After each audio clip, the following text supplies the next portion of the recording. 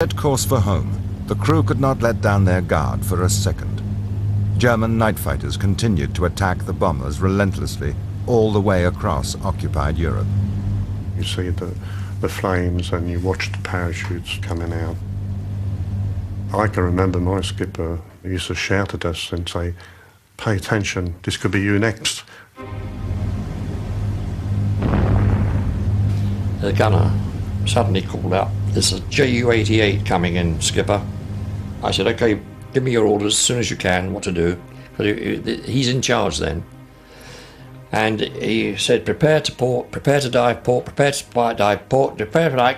And as he said that, we were hit. And he also fired at that time.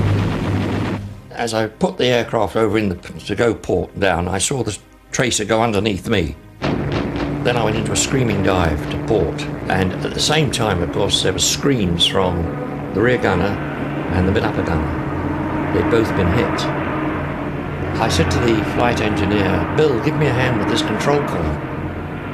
Eventually, I got out of the dive. I was down to about 6,000 feet then, and of course I relaxed and whipped over again into another dive, you see. It's the same way. We pulled out at about 2,000 feet, and immediately I saw a bit of cloud and I dived into it. The fighter had vanished, but the Lancaster was badly damaged and almost impossible to control. Part of the wing was missing. The fuselage was riddled with holes, and both gunners were seriously wounded. I asked my navigator to set a course. I said, "I can't turn to starboard at all," because I had full right rudder on and full control column like this. And that's how we were flying back.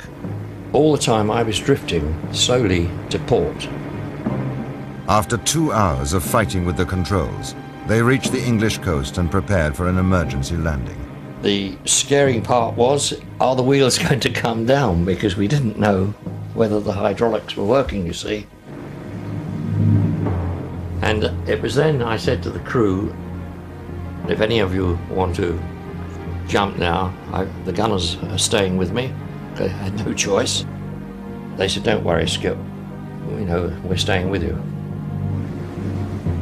I thought the best thing to do so she doesn't flip over is to land at a faster speed.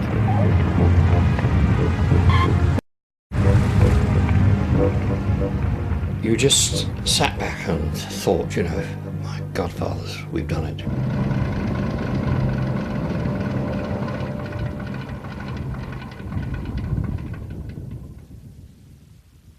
You get out and you pat it and say, "Thanks."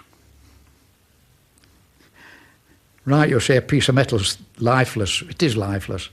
But when it's put together with lots of other pieces of metal as a link, it's alive. It's just asleep, waiting for the next night.